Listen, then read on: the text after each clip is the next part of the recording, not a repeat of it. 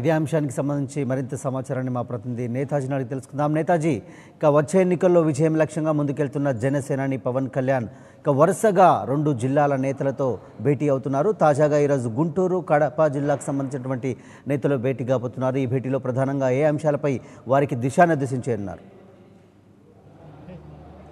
వచ్చే ఎన్నికల్లో గెలిపే లక్ష్యంగా జనసేన అధినేత పవన్ కళ్యాణ్ వరుసగా జిల్లా స్థాయి సమీక్ష సమావేశాలను నిర్వహిస్తున్నారు. ఆయన మొదటి రోజు శ్రీకాకుళం, విశాఖ జిల్లాకు సంబంధించిన డిస్ట్రిక్ట్ లెవెల్ మీటింగ్స్ ని ఏర్పాటు చేశారు. అందులో అక్కడి నుంచి ఎలాంటి సమస్యలు ఉన్నాయన్నది ఆయా ప్రాంతానికి సంబంధించిన జనసేన కోఆర్డినేటర్లు, కార్యకర్తలు, నేతలంతా కూడా ఒక నివేదిక రూపంలో పవన్ కళ్యాణ్ దగ్గరికి తీసుకొచ్చారు. పవన్ కళ్యాణ్ వాటిని పరిశీలించి జనసేన పార్టీ తరఫున ఏ విధంగా ముందుకు వెళ్లాలన్నది కూడా ఆ రోజు సూచించారు. ఆ తర్వాత చిత్తూరు, నెల్లూరు, అలానే అనంతపురం, విజయనగరం, ప్రకాశం ఇలాగా మొత్తం ఈ రోజు వరకు 9 జిల్లాలకు సంబంధించిన జిల్లా స్థాయి సమీక్ష సమావేశాలు ఆయన పూర్తి చేశారు. ప్రతి సమావేశంలో కూడా ఒకటే ఆయన దృష్టికి వస్తున్నాయి. అక్కడ ఎన్నో సమస్యలు తిష్టవేసి ఉన్నాయి. మరీ ముఖ్యంగా ప్రభుత్వానికి సంబంధించి ఇచ్చిన హామీలు ఏవైతే ఉన్నాయో వాటిని ఏమాత్రం నెరవేర్చలేదు. అలానే ప్రతిరోజు అంటే రోజు రోజుకి సమస్యలు పెరుగుతూ ఉన్నాయే తప్ప ఏ ఒక్కటి కూడా తగ్గడం లేదంటూ కూడా అక్కడ ఉన్న జనసేన నేతలంతా కూడా ఒక నివేదిక రూపంలో పవన్ కళ్యాణ్ తీసుకొచ్చి ఇచ్చారు. అలానే పవన్ కళ్యాణ్ గతంలో కూడా ఉత్తరాంధ్ర పర్యటన చేశారు. ఆ సందర్భంలో వచ్చిన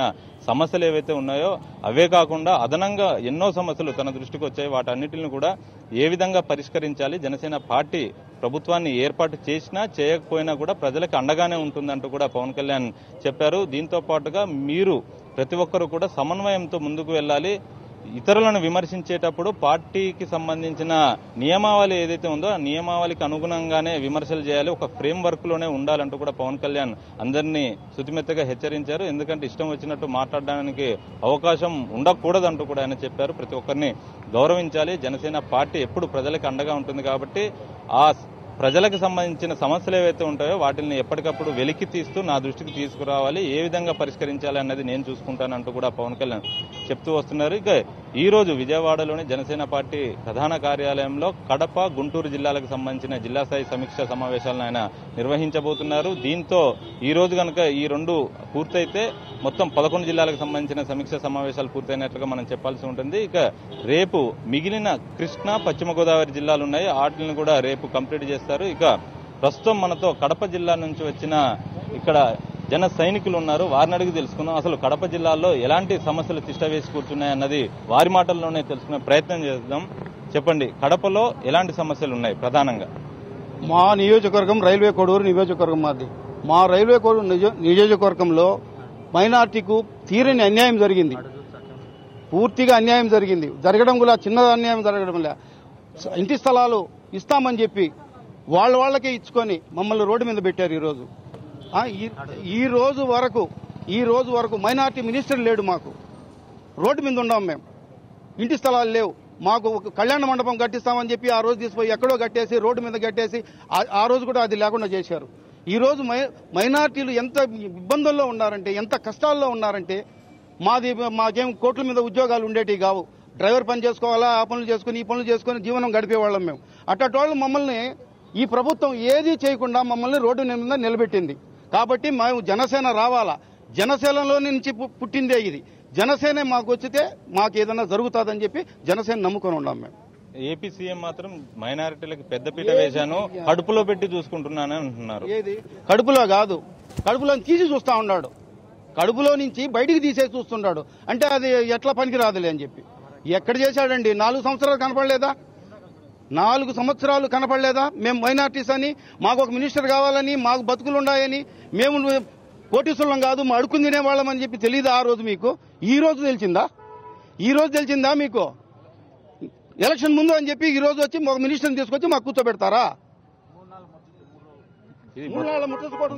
మీరు కడప నుంచి వచ్చారు కదా, ఎలాంటి సమస్యలు అక్కడ ఉన్నాయి ప్రధానంగా? మీరు ఇవాళ పవన్ కళ్యాణ్ దృష్టికి ఏ సమస్యలను తీసుకెళ్తారు? సార్, ఈరోజు పవన్ కళ్యాణ్ దృష్టికి మేము ముఖ్యంగా ప్రత్యేక హోదా గురించి ఆ సమస్యను తీసుకెళ్దాం అనుకుంటున్నాం సార్. అదేవిధంగా మా కడప జిల్లాలో స్టీల్ ప్లాంట్ నామకా వాస్తు 4 ఏళ్ల నుంచి కనపడని స్టీల్ ప్లాంట్ ఈ రోజు ఎందుకు కనిపించిందయ్యా? కేవలం ఓట్ల కోసమే ఆయన ఈ రోజు స్టీల్ ప్లాంట్ అని శంకుస్థాపన చేసి దానికి ఒక టెంకాయ కొట్టి వెళ్ళిపోయాడు. కానీ ఏ విధమైన పవన్ కళ్యాణ్ గారి దృష్టికి తీసుకెళ్లి స్టీల్ ప్లాంట్ ఓపెన్ చేస్తే మా అందరి బతుకులు మేము చదువుకొని నిరుద్యోగులుగా ఉన్న మా అందరి బతుకులు మారుతాయని పవన్ కళ్యాణ్ గారి దృష్టికి తీసుకెళ్తాం. అదే విధంగా సార్ కడప దగ్గర నుంచి ముందుకు వస్తే ఆల్విన్ ఫ్యాక్టరీ అని ఉంది సార్ నందలూరు దగ్గర. 20,000 మంది ఉద్యోగాలు చేసుకుంటారు సార్ ఆల్విన్ ఫ్యాక్టరీలో. ఆ 20,000 మంది నిరుద్యోగులుగా కాకూడదని అది కూడా పవన్ కళ్యాణ్ దృష్టికి తీసుకెళ్తాం సార్.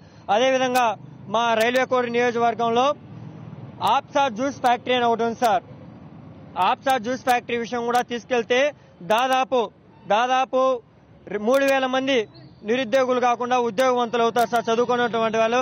అదేవిధంగా మనం అందరికి తెలిసిన విషయం, తిరుమలలో ఎంతవరకు డబ్బులు రొటేట్ అవుతుందో ఆంధ్రప్రదేశ్ లో కూడా ఏపీఎండిసి మంగంపేట మైనింగ్ లో కూడా అంత డబ్బులు రొటేట్ అవుతుంది సార్. కానీ మాకు మేము లోకల్ గా ఉన్నటువంటి వాళ్ళకి మాకు ఎటువంటి ఉద్యోగాలు కల్పించకుండా కేవలం అధికార పార్టీ ఏదైతే తెలుగుదేశం పార్టీ ఉందో వాళ్ళు చెప్పు చేతుల్లో పెట్టుకొని మంగంపేటను ఆడిస్తున్నారు సార్. ఈ విషయం కూడా ప్రధానంగా మా నాయకుడు పవన్ కళ్యాణ్ గారి దృష్టికి తీసుకెళ్లి ఆయన దగ్గర నుంచి సమస్యను పరిష్కరించాలని మేము కోరుకుంటున్నాం సార్. జై పవన్ కళ్యాణ్, జై హింద్. ఇది కడపకు సంబంధించి ఎన్నో సమస్యలు ఉన్నాయి. ఆ సమస్యలన్నింటిని కూడా ఇవాళ పవన్ కళ్యాణ్ దృష్టికి తీసుకెళ్తాం. పవన్ కళ్యాణ్ సీఎం అయితేనే మా సమస్యలన్నీ కూడా తీరుతాయన్నట్టుగా కడప నుంచి వచ్చిన జన సైనికులు చెప్తున్నారు. ఇది ఇక్కడ పరిస్థితి.